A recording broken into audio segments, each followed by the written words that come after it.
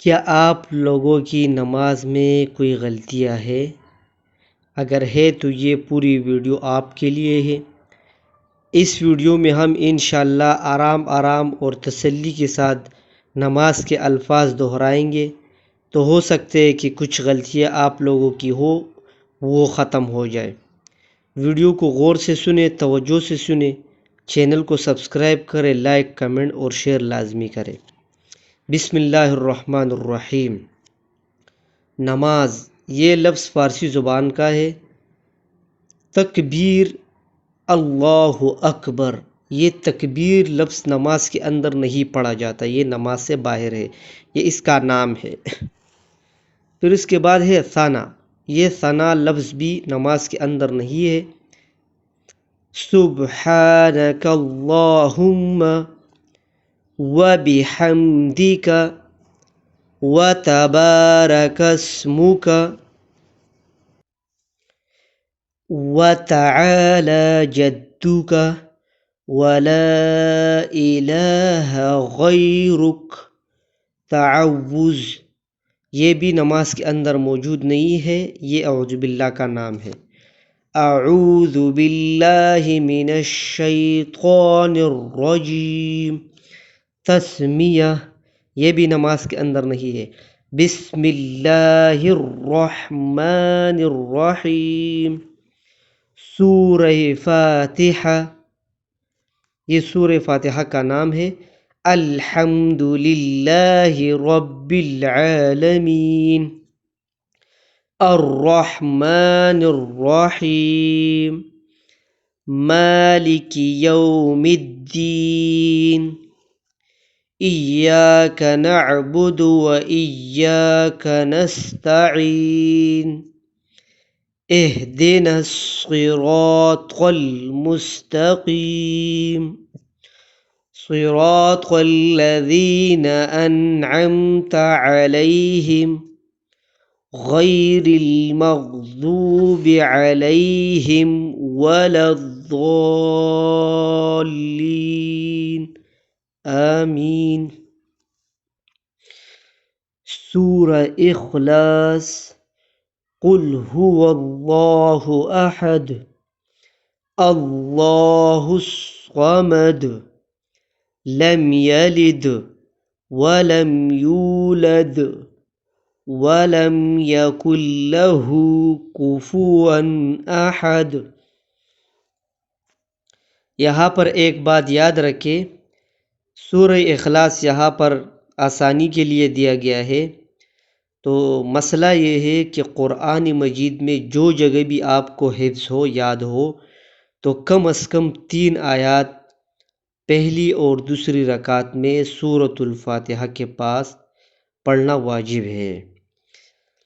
اس کے علاوہ ایک عام بندے کے لیے قرآن مجید کی آخری 10 صورتیں، سورۃ الفیل سے لے کر سورۃ الناس تک، یہ یاد ہونی ضروری ہے۔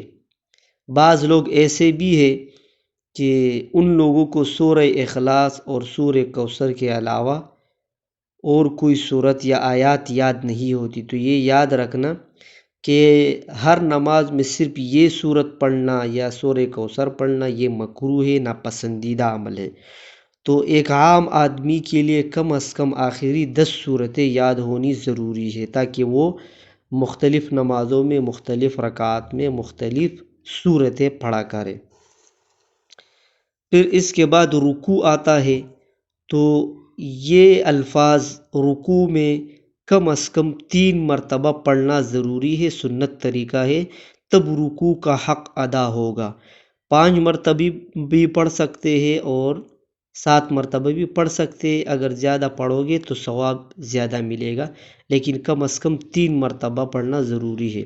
رکوع، سبحان ربی العظیم، اس لفظ کو غور سے سنیں اور دیکھیں۔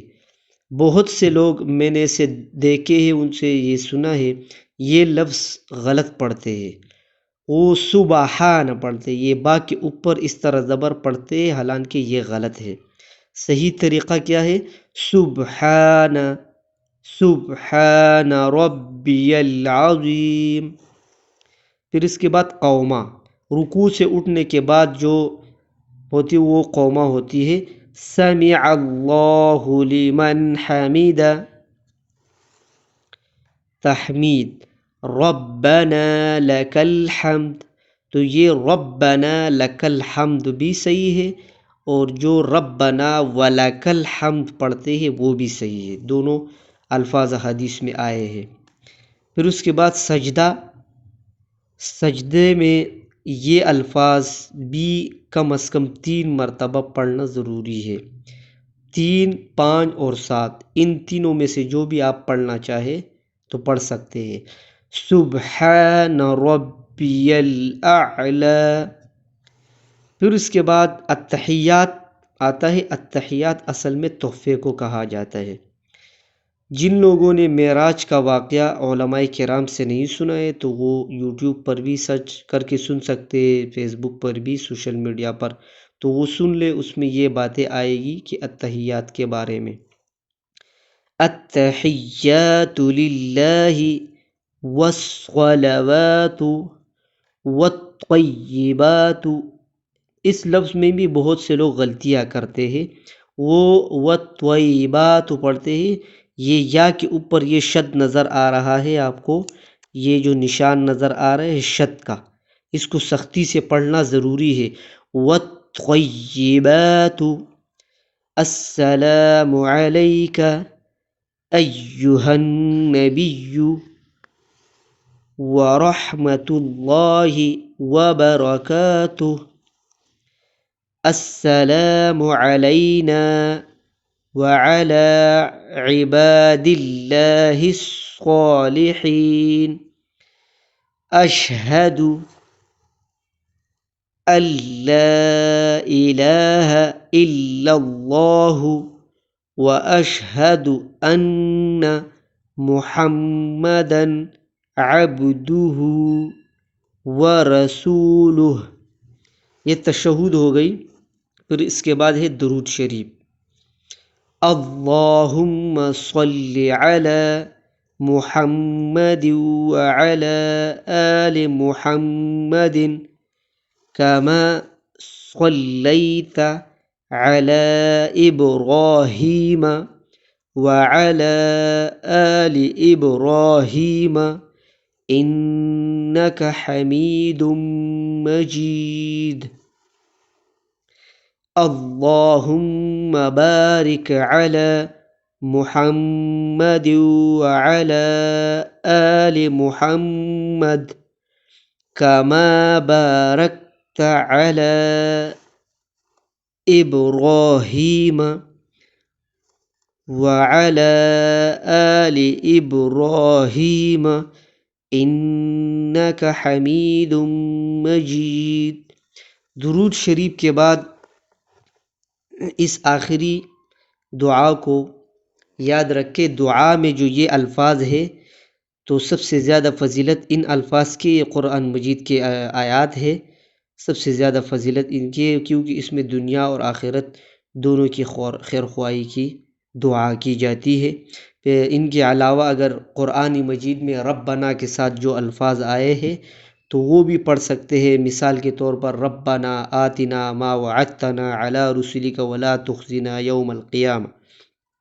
اس کے علاوہ سورہ ابراہیم میں جو الفاظ آئے ہیں رب اجعلنی مقیم الصلاۃ ومن ذریتی ربنا وتقبل دعا، تو وہ بھی پڑھ سکتے ہیں ان کی جگہ، لیکن ان الفاظ کی فضیلت اور اس دعا کی فضیلت زیادہ ہے تو اسی وجہ سے یہاں پر یہ دعا لکھی گئی ہے۔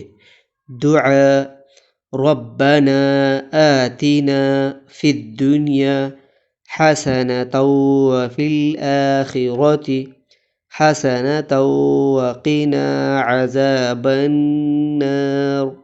سلام، السلام علیکم ورحمۃ اللہ، 2 مرتبہ سلام پڑھا جاتا ہے نماز کے آخر میں۔ اچھا، اس کے علاوہ جو دعائے قنوت پڑھی جاتی ہے وتر کی نماز میں آخری رکعت میں، تو اس کو یہاں پر نہیں لکھا گیا ہے، لیکن وہ بھی نماز کا حصہ ہے، کیونکہ یہ بھی پہلے قرآن مجید کی صورت تھی، آیات تھی، لیکن بعد میں اللہ نے اس کو منسوخ کر دیا ہے، لیکن اب بھی نماز میں اس کو پڑھنا ضروری ہے۔ اور دعائے قنوت سیکھنا یہ واجب ہے، ضروری ہے، تو میں وہ انشاءاللہ دوسری ویڈیو میں آپ لوگوں کو سمجھاؤں گا۔ اگر زندگی رہی، موقع ملے تو انشاءاللہ میں ان الفاظ کا ترجمہ بھی آپ لوگوں کو کراؤں گا۔ اگر آپ کو یہ ویڈیو اچھی لگی، آپ میں کوئی غلطیاں تھی نماز کے الفاظ میں، اگر ان سے وہ درست ہو گئی تو چینل کو ضرور سبسکرائب کریں، لائک کمنٹ شیئر ضرور کریں۔ انشاءاللہ اسی طرح مزیدار اور زبردست ویڈیوز آپ کی خدمت میں حاضر ہوگی۔ والسلام۔